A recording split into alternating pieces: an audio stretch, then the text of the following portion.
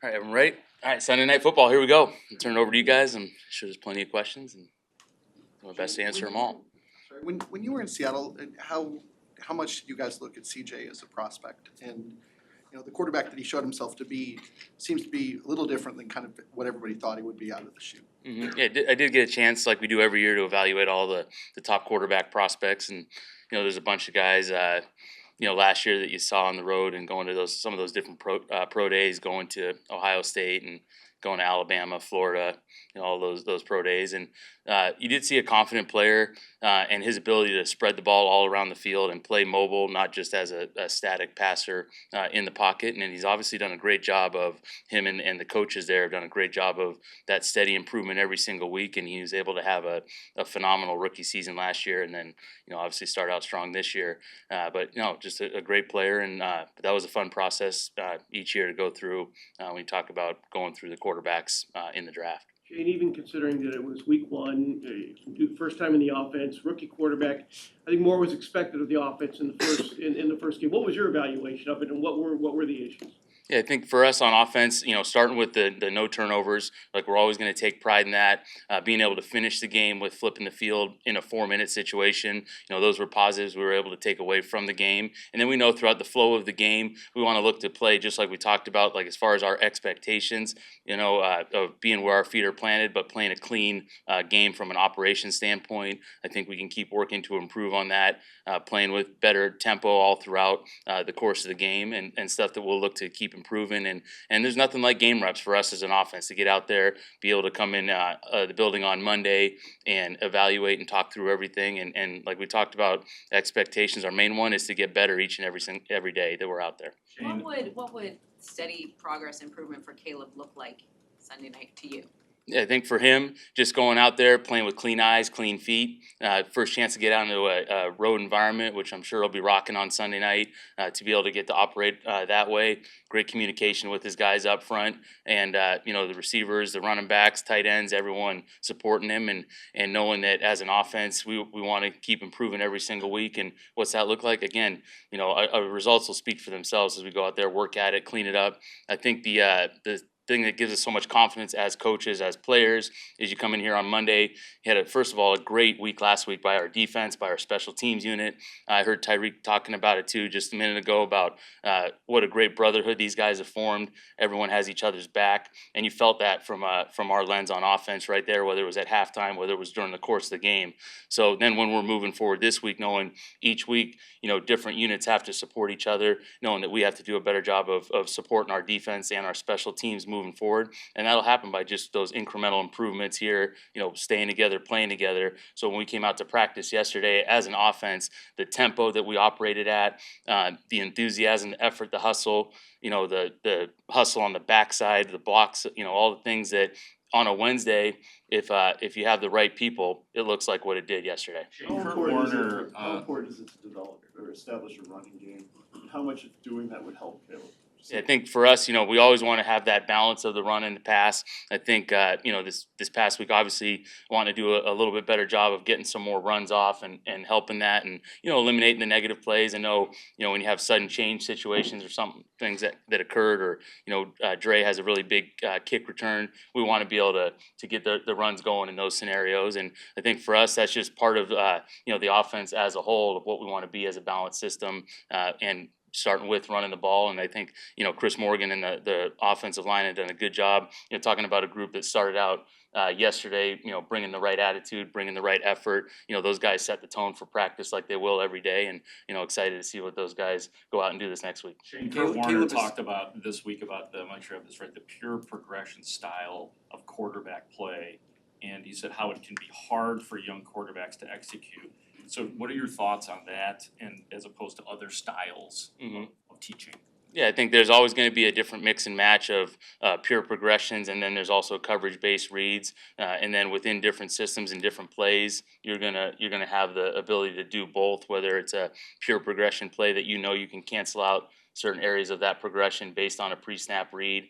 And I think, for us, I think, the statement for the different quarterbacks, I can only speak of the experiences that I've had. Each quarterback has had, different feels for certain plays and different ways that they look through it. Some guys have loved pure progressions. Other guys would want to go coverage based first. And I think, for us, starting with some progression reads, but also mixing and matching. So it's not it's a tough one to say it's a one size fits all. I think we have good skill players. We have good tight ends, good running backs, good receivers. And so for us, it's about whether it's a play that's a progression-based play or a coverage-based play, clean eyes, clean feet, and then all 11, being where they're supposed to be when they're supposed to be. That's a starting point for us, and it's something that we're working to improve each week. Shane, Caleb's accuracy has been one of his calling cards, and he admitted he missed a lot of throws on Sunday that he normally wouldn't. From your lens, what was behind the accuracy issues for Caleb? Yeah, I think for Caleb, it's just about reps, and the more time he's out there, like anything, anyone that's playing any of the positions, anyone that's coaching, the more reps that we're able to accumulate, the slower it becomes each week in and out. And I know Caleb had mentioned it though, but the tempo of his feet, I think just playing with that good clean tempo, and mentioned clean eyes, clean feet, and sticking to that. And then that'll obviously lead to an improved accuracy on a couple throws here and there. But like we said, we've seen him make all these throws throughout the course of practice, throughout the course of his college career, and have all the confidence in the world that each week that'll get incrementally better, and we'll be excited what we see. We heard from Caleb last week, kind of tongue-in-cheek, saying, he's fine taking only 100 yards if it means you get to win it. From your perspective, you seem so even keeled. How do you handle a game where your offense isn't going the way you want, but you do come out with a win? Yeah, I think for us on offense, it's a team game, and when we're winning, that's all that matters, right? And there's going to be different styles week in and week out in the league. For us, we talk about in game when things weren't going our way, and our defense is creating turnovers, our special teams are blocking kicks, and I felt our guys on the sideline, Caleb included, right to the sideline. Hey, what are we looking at? What can we do to be better on the next drive? And there was never a dip in mentality or passion for the Bears, and I think that speaks to Coach Flus and what he's built as a culture around this building, this organization, where you just felt that tight knit group throughout the course of the game, knowing that hey, it's hard. It's a hard game, right? Every week there's going to be different issues that may or may not come up, and so for us handling that adversity, I think that'll armor us for this full 17 game regular season right here, and stuff that we can learn from and keep growing from as we move forward. Was it challenging to get all the top three receivers on the field at the same time? Like what was behind that with DJ, Keenan, and Romy only getting 10 snaps together? Yeah, I think just in terms of the flow of the game, I think, starting with me, stuff we can do a better job of coaching is getting us into a better rhythm. And I think we get into some of those games where we were in a little bit of a up and down rhythm throughout the course of the game. Some of the personnel pairings that we were looking to get to didn't really play out the way we were hoping to as far as the course of the game. And there's, it's going to be tough each week, obviously, to have a perfect distribution of everyone's reps right there. But something we looked at and talked about as a staff of how we can do a better job to help our guys and getting that rotation and getting the guys out there together a little bit more often. As an extension of that, maybe not, what was your overview of Cole's usage when you zoomed out on Sunday's game? I think I would piggyback right off of that because we know Cole's one of the top tight ends in the league. He does a great job for us. He's done nothing but the right thing ever since I've been around him. So just that's more on us and starting with me of getting the reps a little bit balanced out, but it also goes back to playing efficient football, and when we're doing that, not getting tilted out of some of the ways we wanted to go into that game. Having been an offensive coordinator for a couple of years now, how long historically has it taken you to figure out your offense's identity? Is that something that might take a whole month? Could it happen this week? Like how do you go through that process knowing that you had all the situation with the new quarterback, everything, the unknowns of the defense last week? Will that be different this week? Yeah, I think for us, as each year is its own year. So when you're building the offense, the identities might form a little bit quicker. I think with our group right now, with the amount of newness and including some young players at certain positions, I think it's something that we know what we want to be, what we want to look like. And as we move forward, I think we'll get closer and closer to that. And I expect us to be there sooner rather than later as far as what our identity looks like. And we know we want to be an attacking offense. We want to be able to feel the tempo, feel the rhythm of the game right now, and then being able to maximize the usage of all of our different personnel. Shane, when you talk about Caleb said yesterday that he felt like he was rushing some of his drops. Forward. How disciplined is he to be, and what do you talk to him about when you're facing a defense that's got the defensive ends that Houston has? it's gonna be probably natural for a guy to wanna speed that up. So Sure. how do those conversations go? Yeah, I think just with talking about, with Hunter and Anderson, right, their crush rush, and they do a great job condensing the pocket, but also working edges and getting to the outside. I think for him, that starts with the trust of himself and then everyone around him. And so going in and having all the confidence in the world, in Darnell and in Braxton right there on the edge, and knowing that that's a great starting point for us. Okay, now you can play with those clean feet, play in a clean rhythm, because you do have that great faith and trust in everybody around you. Shane, when the offense doesn't go the way you want it to in week one, what do you do personally as a leader just to kind of maintain the positivity, the belief within the team? For me, going back every single Monday, win, lose, or draw, it's got to be the same, right? Because there's always going to be corrections after a win. There's always going to be corrections after a loss. To me, you can look down the road, and if there was a week where you have a great offensive production and you lose the game, well, that's not a good loss, right? The loss is still going to be the loss, and figuring out how to correct those things, how to move forward into the next week. And I think the balance of showing up every single Monday, I think I'm a little biased. I think we have the greatest job in the world. So showing up every single Monday, no matter what happened on Sunday, ready to work and ready to approach and correct and with an enthusiastic and forward-thinking mindset onto the next week. I mean, that's what drives us. And I think, as a coaching staff, the guys did a good job of coming in, correcting, all right, and then moving forward. So I know kind of, some of the things that happen in the order of the week right here, right, as we do this press conference, kind of later in the week. But the reality is for us, like that, all these conversations, these were Monday, right? And we're forward, we're on to the next one right here, looking to improve and be better each week. Even with the struggles offensively, there was still a couple of plays that could change how we look at this offense coming into this week. The Keenan Allen drop touchdown, the deep shot to Keenan that could have gone for a touchdown as well. Do you kind of leave the game feeling like we're this close, we're right there? If we clean up just a couple of those things, yes, we were bad this week, but this could have been a great day for the offense. Yeah, I totally agree with the way things go in the course of a game. There's always going to be a couple plays where, hey, you wish you had him back or one way or the other. But the term or the fact that we were able to go out there and finish through the course, like I look at the 4-minute drive of flipping the field. How about DeAndre Swift's run right there on the wide zone to the left, and then the extra effort right there. But I think there's a lot of moments within the game that give you hope that you're heading in the right direction, and to the point of cleaning up the details. And then also when you clean up the details and you get to that belief in the basics and fall back on fundamentals, doesn't mean you have to go out the next week and make something up or go outside the framework.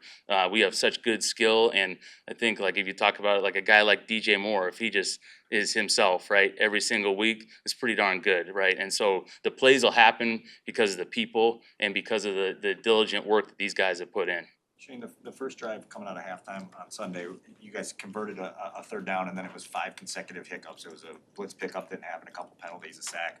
What was your overview of that sequence on Monday when you're messaging to the guys and trying to clean all that up? Yeah, I think for that one especially, it comes back to, if we can play clean, right, outside the plays, outside of scheme, if we can play clean, eliminating negative plays, eliminating any sort of line of scrimmage issues, right, that gives you a chance for the full game, to have a chance to get more plays, to be more efficient on third down. You get out of the third and longs and you start getting into more third and manageables right there. And I think for us, that'll always be the continuing message right there is, eliminating any sort of negative plays or any sort of pre-snap mistakes that are really in our control, knowing that throughout the course of the game, there's going to be some physical things. Like everyone in the league is good, right? So when you're going against other NFL defenses, there's going to be players that make plays from time to time.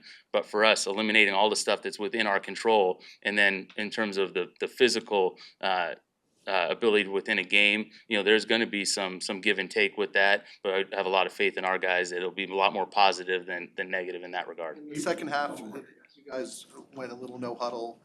Spread looked a lot like a USC offense, maybe. How much do you have to balance what Caleb's comfortable with from his college career and what you want to do? And do you meet in the middle somewhere, or sometimes you just have to say, maybe this will get him unlocked? I think for us as an offense, it starts with the players. So it's always going to be player driven. I think having the flexibility within an offensive system to adjust and adapt within certain parts of a game, like that example right there, where it's something where, hey, we need to get into a rhythm right here.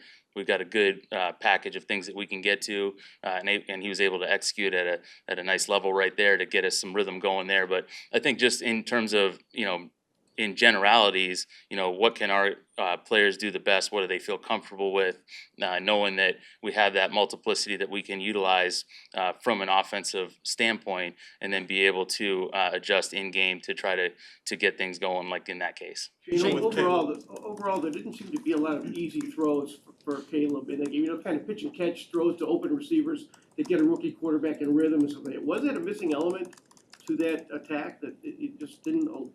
There weren't enough open throws to get him into a rhythm. Was something missing? Or? Yeah, I think anytime we can get, the ball out plays where we have guys and we can get those things going, I think those elements do, have an impact on the quarterback. I think early on in the game, didn't have some of those elements in place. And then, I think about the completion of Keenan or some of those, where we had some multiple plays where we were able to get the ball out right around that 2-second mark, get the ball out, get the ball in space. And we just need to keep doing a better job as a staff in terms of manufacturing those early on and get us rolling. Shane, ultimately, what's the simple message to Caleb? When you guys are talking before you break on Sunday, going into his first road environment, coming off the top game. Yeah, I think it's be where your feet are planted, right? So each week, we're like we talked about from a coaching standpoint, you move on from the first game, and then you're where your feet are planted. So just had a great walkthrough just now out on the grass. Get onto the practice this afternoon. Again, we'll get to Sunday night when Sunday night gets here, but just doing a good job of being where his feet are planted and progressing every single day. Thank you. Thank you, Shane. Thank you, Shane. Good afternoon.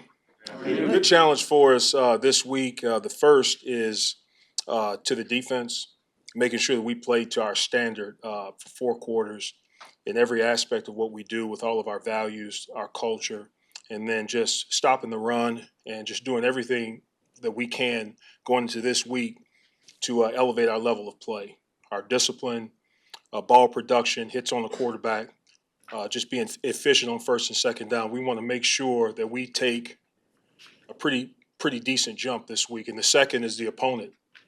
This offense, what can you say? The quarterback is dynamic. The offensive line has done a nice job of creating lanes for their runners. Joe Mixon. They've got a receiving core that can really produce explosive plays. And we'll have our hands full in terms of keeping this offense in front of us and doing everything that we can to address the way that they try and attack you, especially with the explosive plays. Joe Mixon has done a really nice job of protecting the football. And for a defense that has aspirations of taking the football away, that's going to be a tremendous challenge for us, and we're going to need a special effort to get that done. So good challenge for us, good opportunity for us to grow and to continue to make progress against a really, really good offense and a dynamic young quarterback. With that, I'll take your questions. What challenge does Nico Collins present for you guys, considering his size and obviously very talented player? Very talented. I mean, the size, not only the speed, the catch radius. I mean, the quarterback does not have to be perfect and 100% accurate for him to make a play on the football. And what gets lost in the whole thing is his ability to block on the perimeter. I mean, very physical blocker, all of the receivers are.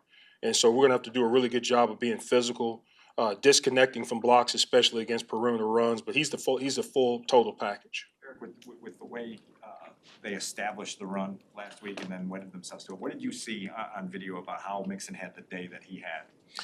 Yeah, it's number one, their run inventory creates some issues for you. I mean, they can go from a gap scheme concept with pullers to an outside zone looking to cut the football back. And so they've got a nice blend, a nice mix of run concepts that you have to do a really good job of addressing and fitting, especially when they start to pull an offensive lineman. Did seem to establish himself pretty early on those underneath throws for CJ. Is that when you try to scheme up like responsibilities of how you're going to attack their 3 receivers, is that something that you expect to stay consistent on a week-to-week basis to prepare for that, or how they might use him differently? Yeah, we have to be prepared for all contingencies as far as the route concepts that we'll see. And I'm sure that they'll move Stephon around so that we can identify and pinpoint one location for him and design our plan around that. But wherever he ends up in terms of the route concept, we have to make sure we execute the coverage. What's the biggest thing about C.J. Stroud that has made him so potent? Like if you could name like one thing. Arm talent. I mean, arm talent. He can extend plays when he wants to. He does not necessarily want to run per se, although he'll do that. He's hurt some people doing that, but he can. His arm talent, his ability to fit the ball in multiple locations and push the ball down the field with accuracy, it really stands out. What did you see from your defense on Sunday in terms of having the right amount of purpose and urgency to come back without trying to do too much and get it all back at once? Yeah, I just, the mental toughness was outstanding. I mean, to have that kind of deficit and some of the things that we didn't do well in the first half, especially in terms of addressing the run, and to go in the locker room and there was we have an expression, don't blink. And there was none of that. And I was just so proud of that, the way that we fought. And we just kept grinding and things started to go in our favor, and we were opportunistic and took the ball away and were able to help our team win. So it says everything about the character of our players. I've been talking about that since I've been coming to this podium. What made the pass rush so effective on Sunday? Energy and coordination, and the coverage doing an exceptional job of forcing the quarterback to hold the football. Those things have to work in concert for the rush to get home. But it starts with that urgency, the energy. Travis did an excellent job of managing the rotation so that we had the right players fresh and explosive at the right time. When you as a team were looking to make that move for Darrell Taylor, what were you looking at that was important to you in adding him to the defense? And what kind of impression has he made on you so far? Well, to come in the way that Darrell did without the benefit of the offseason and to, first of all, learn our defensive system. And not only, the specifics of scheme, but just the way that we do things here. It says a lot about him and his professionalism. That's the first thing. He's got length and quickness. He has all of the requisite tools that you need to be a really dynamic one-on-one pass rusher, but you have to do that in concert with the other 3 guys or the other 4 guys if we're adding a person. So, just a lot of credit to him and Brian Bing for really helping to accelerate his growth and knowledge of what we're doing defensively. Eric, what does it do for your D-line room when you show what Andrew Billings did on tape? Just the way that the room reacts and the way you're kind of able to use him as an example. There was a play that Andrew made in the second half of the ball game that I thought was critical. It was a hit on the quarterback and just the effort. Hot day, reps had started to accumulate. We need him to anchor the line of scrimmage, and the way that the effort that he used to rush the quarterback, I just thought was phenomenal. And we have a saying in the room, when you see big men running, whether it's in pursuit or chasing the quarterback, that's always a positive sign. It's something that really energizes our entire defense. For him to line up, I think it was 1 snap on the outside. I mean, what do you like about that matchup that you can sometimes use him in that situation? Well, what we try and do is just create, anytime the offensive line has to prepare themselves for 4 guys or 5 guys in multiple positions, we think that that's a challenge for them and an advantage for us. And so Andrew being able to line in that position, and all of a sudden the left or right tackle has a different person, different traits that he has to contain. And if executed correctly, it could give us a pretty decent advantage. So we really like that. Austin didn't play very much on defense, like 6 or 7 snaps. What was your message to him after his first full NFL game? Just to keep working. I mean, the ebbs and flows of a season, the ebbs and flows of a rookie really mirror the ebbs and flows of a season. He's done nothing to lose our confidence, and he's gonna have a huge impact on what we're doing moving forward. So you just try and make sure you educate the players on how the NFL works and the challenges from week to week. And he's done a good job. Yesterday's practice was a huge indicator of his understanding of that. It seemed like Sunday that the game plan was throw the football anywhere Jalen Johnson wasn't. Is that something that you expect to see continue as the weeks go on? Well, I mean, Jalen is an outstanding player, and sometimes he gets a lot of work and sometimes he doesn't. And the reason he doesn't is for obvious reasons. I mean, it's tough to throw and to have success throwing at him. And you just never know. He's ready, and when he needs to make a play or when he needs to make sure that we take away one of their top receivers, we know that he's capable of that challenge. On the pick six, what did you see from D-Walk specifically that allowed him to win on that play and really force the mistake from Levis? Doing his job with just unbelievable precision, accuracy, and detail. And to start where he started and to be in a position to hit the quarterback, he understood the assignment, and he did a great job of executing that. And not only that, but just following through as the play extended, and just not being satisfied with being there, but wanting to get the hit on the quarterback, which we all know what happened after that. Thank you, guys. Thank you. Locker room be open for anyone who would like to go down now. How's everyone? Very good. How are you? I'm doing great, thank you. Coming off week one win, so definitely fired up about that. Soldier Field was absolutely electric. It was amazing atmosphere, so that was really cool to see. You know, week one, so many unknowns, so many different players are playing extended amount of reps they haven't played, and I thought the guys did a nice job going out there and working hard. Obviously, we still have some things we need to clean up, but it's really good effort by the group, and really looking forward to the task this week. So it'll be a hard test for us down in Houston. They haven't had a Sunday night football game in 5 years, so I know that environment is going to be absolutely electric as well. And we're going against a really well-coached football team in all three phases. So definitely looking forward to the challenge. With that, we'll open it up to questions. Through your eyes, how do you describe what Daniel Hardy has done since July to not only earn opportunity on his team, but to seize it the way he has? Yeah, I mean, the way I describe what Daniel Hardy has done is a testament to not only him as a person, and I actually met his mom this week as well for the first time. It's a testament to his family, how he was raised, how he goes about his business, and it's a testament to our personnel department finding a guy like that, because a lot of people didn't know who Daniel Hardy was, and for him to work and develop and make the plays that he made. I'm very proud of him, as well as his teammates. His teammates are proud of him as well, and I'm proud of Daniel and his teammates. And then we're just looking for more growth. You know, one quick thing on that, because I could talk all day about Hardy, okay? But what's interesting that people don't know is after the game he had, and after he was, recognized by coach as one of the players, of the game that contributed and all that. The kid after that, he came right up to my office and wanted to know what he could get better at in the areas of what he didn't do good in the game.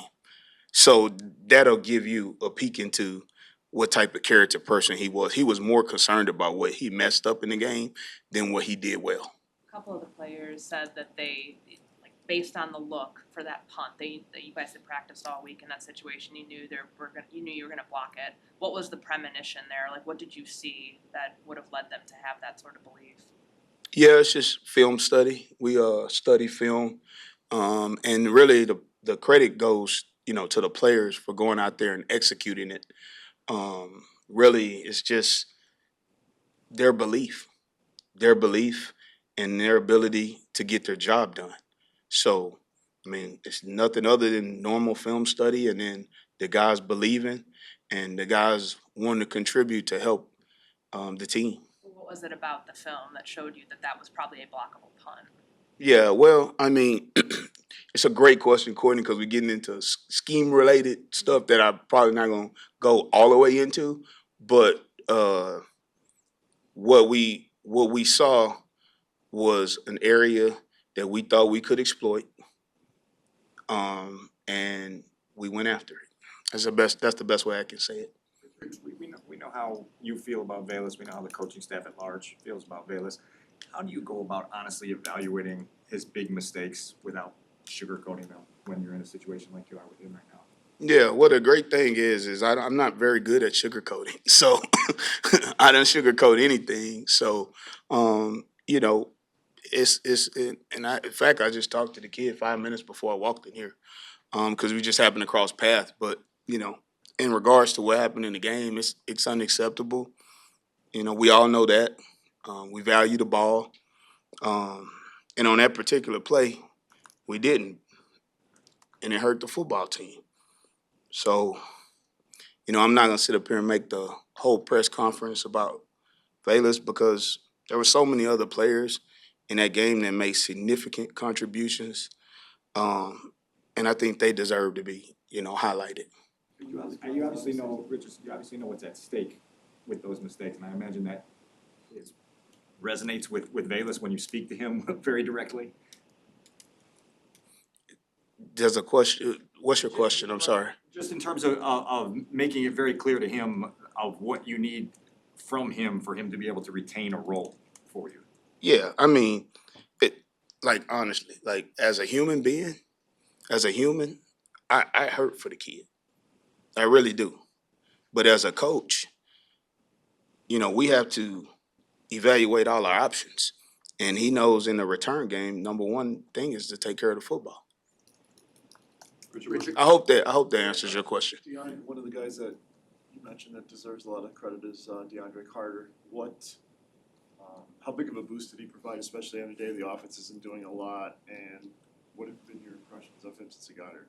Yeah, I mean, DeAndre, I thought he did a phenomenal job in the football game. He was aggressive. He attacked the football. DeAndre is exactly the type of human being that goes out and just works his tail off. I don't know if you all know this, but DeAndre and I have a history because he was with me when we were on the West Coast. When I was at the Niners, he was with me for a while. And I really wish we could have done it together, you know, sooner. But and that's exactly what he said when he signed here. He's like, now we really get a chance to do it together, you know, in a real live setting. So I'm just happy and proud for him. Extreme boost. The blockers did a great job for him. He did a great job getting the ball in plus territory, flipping the field for us a couple different times, and he's an unselfish player, and he just wanted all the credit to go to the people that were blocking for him. Selfless human being. Richard, Houston just had a punt blocked against Indianapolis. Knowing that what you guys did on last Sunday, what does that do for you as a unit when you're going up against a special teams unit like that? Yeah, I mean, I think when you talk about Houston's special teams unit, they're really well coached, and they have been for a while since Coach Ross has been there. Phenomenal unit, phenomenal personnel. I mean, I think that was a one-off, honestly. They're really good when you go back and study all the coordinators' history from him being in Houston, and in the 3 years he was an assistant in Indy, and then even his background goes back to being a scout when he was in New England. So I think he does a phenomenal football job, and a phenomenal job with his football team and his units. And I think the units are coached really well, and I think the units play really hard. I think it's going to be a real tough challenge for us. On Carter's 67-yard return, what was your reaction to seeing the vision for that return be executed the way it was, and particularly probably the homer block is the one that sprung it? Yeah, I mean, I was just excited for the guys. I'm excited for those guys when they go out there and they have success because they work so hard. And we've been working on that return all off season. It was a lot of work, you know, put in with the kickoff return stuff. There was a lot of work, a lot of time spent from a return standpoint as well as a coverage standpoint with the staff. And Flus, as you know, I've said before, was heavily involved with that. It was awesome hearing his defensive principles. I grew and learned a lot from just hearing how he sees defense. So that helped us schematically scheme some stuff in the return game as well. So I was just happy that the guys, they finished. Flus always talks about finishing and being resilient. And I was happy after we had, you know, some adversity, which he spoke about in the team meeting, you know, the week before, there was going to be some adversity. I was happy to see the kickoff return unit respond that way after we had a little adversity. When you talk about evaluating all your options at returner, would you be comfortable having DeAndre handle both kickoff and punt return? Do both in the game?